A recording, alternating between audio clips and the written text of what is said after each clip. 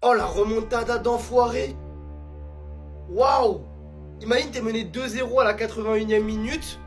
Et à la 90 plus 8, tu célèbres comme Lennart Karl. Tu mets le but du 3-2. Lennart Karl, c'est un but, une passe D en 18 minutes. De la 81e à la 90 plus 8. C'est n'importe quoi le Bayern. Le Bayern, c'est n'importe quoi. Parce que le Bayern, au retour des vestiaires, ils ont pris un but par Manzambi, qui a mis un très beau but du pied droit d'ailleurs.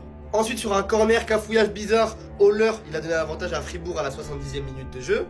Mais ça, c'était sans compter les deux buts de Bischoff, l'entrée d'Olysée, l'entrée de Musiala et le but de Lennart Karl à la dernière minute. Sur une magnifique passe de je ne sais pas qui pour Alphonso Davies, qui fait un appel parfait, un centre parfait, Lennart Karl qui finit. Le mécontentement des joueurs de Fribourg qui estimaient que le match était terminé.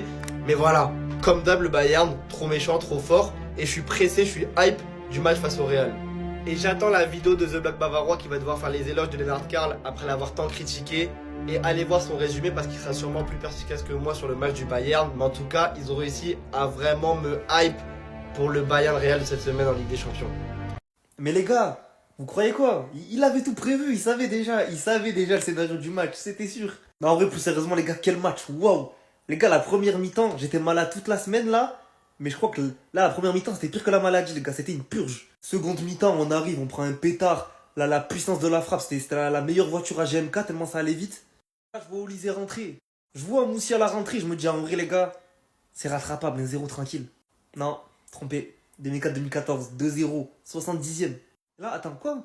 Tom Bischoff, pétard 81e. Ok, je me dis, ouais, pourquoi pas. C'est pas le même but là. Tom Bischoff, pétard. Il y a pas le temps, mais je crois que c'était 91e. 2-2, là, je deviens comme un fou. J'ai envie d'y croire parce qu'il y avait v'là le temps additionnel. Et sur un débordement de Davies, sur une magnifique passe de Kimi, je crois, il va s'entrer en retrait. Pour l'horrible Lennart Karl, qui a fait un match catastrophique. Mais là, j'avoue, merci mon gars. Et ça va faire 3-2 à la 100e minute, les gars. C'est une folie. Franchement, les émotions qui nous accoucent, les gars. Waouh, j'étais comme un ouf devant ma télé, je vous jure. En plus, retour de Pavlovic, de Musiala, de Davies. En espérant que Kane soit la mardi. Les Madrilènes, faites attention à vous, on arrive. Les hommes qui viennent de l'endroit où être gentil est un art ont encore frappé. À ce stade-là, pour moi, ça a dépassé le script. Ça a dépassé le script. Comme d'habitude, vous me connaissez maintenant, je vous mets dans le contexte. Il joue contre Fribourg à l'extérieur. 71e minute, deuxième but de Fribourg. Il avait déjà ouvert le score juste avant la mi-temps. Donc ça veut dire c'est deux moments clés dans les 15 dernières minutes et juste avant la mi-temps. Une équipe normalement constituée, elle revient pas. Mais sauf que, ils sont pas normalement constitués. 3-2, 90 plus 8. Que dire en fait? Que dire? Ils ont vu la tête que Compagnie lâchait à la 80e minute, ils ont dit non, non, non, non, non.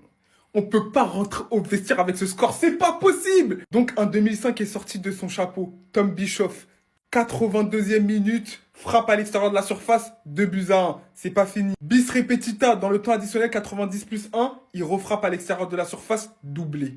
Le même but. Enfin, pas le même but, pas sur le même côté, mais c'est des copier-coller. Il s'est pas posé de questions. Et dernière minute. Dernière minute, 90 plus 8, et même quelques secondes sont écoulées. Et vous savez très bien, tant que les méchants n'ont pas fini leur crime, on ne siffle pas la fin du match. Alphonso Davies qui déboule sur le côté gauche, centre au deuxième poteau. Et Lennart Karl est là pour terminer le travail.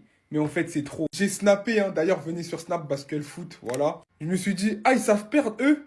J'ai resnappé quelques minutes après, 3-2. Dingue. Le Bayern, quoi. Franchement, j'ai peur. Pourquoi ils sont comme ça?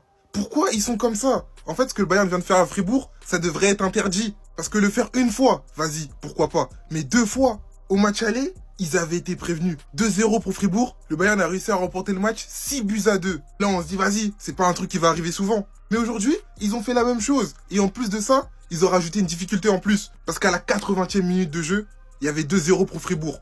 Mais regardez le résultat du match. 3-2 pour le Bayern. En fait, ce club, il aime trop la difficulté. Il vit pour ça.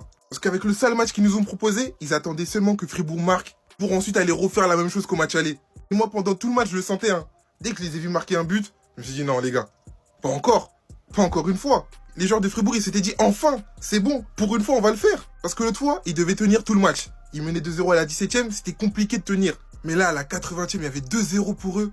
Ils pensaient que ça allait le faire, ou peut-être se faire rattraper 2-2 à la limite. Mais de là à perdre le match. Alors qu'en vrai, derrière, le Bayern a fait un match de merde, hein. Mais ça reste le Bayern. Et oui les frères, c'est dans la tête. On vient chez vous, on vous met une remontada et puis on se dessape. Et j'espère que le message a bien été reçu par le Real Madrid, hein, parce que mardi, on arrive au Bernabéu et on fera comme si c'était chez nous. Là aujourd'hui, hein, Lennart Kern qui marque le but victorieux à la 98e minute, hein, au bout du temps additionnel. Et c'était pas un signe hein, par rapport à ses déclarations, par rapport à ce qu'il a dit récemment. Franchement, j'ai envie d'y croire et à faire du sale. Là, il est en pleine confiance. Après, on va pas se mentir, la performance aujourd'hui, elle était pas dingue. On a fait tourner, hein, mais ce que je vais retenir d'un match comme ça, c'est l'état d'esprit affiché. Là, mardi, on se déplace, on va jouer un match de Ligue des Champions. C'est des bonhommes comme ça que je vois sur le terrain. Et celui qui a clairement sonné la révolte aujourd'hui, hein, c'est Tom Bischoff. Et franchement, ça fait plaisir, ça va le mettre en confiance. Voilà, compagnie pour moi, il lui donne pas le temps de jeu qu'il mérite, hein, mais aujourd'hui, il a prouvé. On est à la 80e minute de jeu, hein, le mec il joue latéral gauche, il monte sur le terrain, il prend la balle, il met un crochet sur je sais pas qui, hein, directement, il lance sa frappe du pied droit, pétard. Mais vu que le gars il est pas là pour blaguer, que le gars c'est un vrai shooter, hein, pareil sur un corner, jouer rapidement, là il a la balle, qu'est-ce qu'il fait? Pied gauche cette fois-ci, pétard encore une fois, facile. Et l'autre satisfaction aujourd'hui, c'est les entrants. Moussiala qui a pu avoir du temps de jeu, qui s'est amusé. Bon, les joueurs de Fribourg, ils ont un peu essayé de le casser, hein, mais vous connaissez mon gars, solide, hein, même si voilà, il est un peu fragile. Et Davis aussi, il a pu rentrer, il a joué 10 minutes, il me semble. Il a même, si une passe décisive, c'est lui qui met la passe D à Lennart Kern. J'espère qu'il enjambe et tout. Je pense pas qu'il débutera titulaire, Davis. Par contre, Moussiala, il y a un monde. En tout cas, vous connaissez hein, maintenant, plus de ralentir. Prochain match, c'est mardi, c'est le Real Madrid. Et j'ai confiance en mes gars, on va allumer. Vous allez apprendre à le respecter. Parce que ça, c'est un joueur sous-coté. Ça, c'est un joueur qui est important pour une équipe. Tom Bischoff. Déjà, il y a quelques jours, j'ai hésité de faire une vidéo. Parce que face à la Grèce, avec l'Allemagne U21, il avait été exceptionnel. Il avait fait un match de fou. Il avait roulé sur la Grèce. C'est le terme. Là, retour de trêve. Avec le Bayern, il commence titulaire. Il vient acter la remontada. Fribourg mené 2-0. Tom Bischoff, il arrive doublé. Il t'envoie une première frappe. Pied droit. Fini au fond. Le gardien, il peut rien faire. Et là, ça continue à pousser. Tom Bischoff. Pied gauche cette fois-ci. Parce que voilà, sinon c'est trop simple. Pied droit, bon, allez, on part sur le pied gauche. Finition. Le gardien, il peut rien faire. 2 buts partout.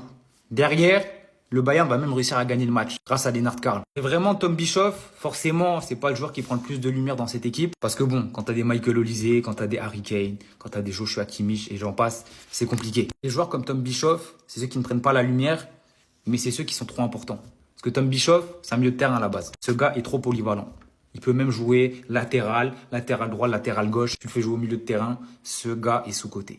Il a que 20 ans. Le gars joue où le coach lui demande et il est performant.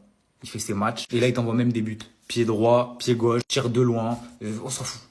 Il marque, il fait ses belles prestations. Là, il enchaîne. Comme je l'ai dit, face à la Grèce, il était très solide. Il a fait un très bon rassemblement. Là, match, il revient titulaire. Et là, la remontada. Franchement, respect. Respect Tom Bischoff.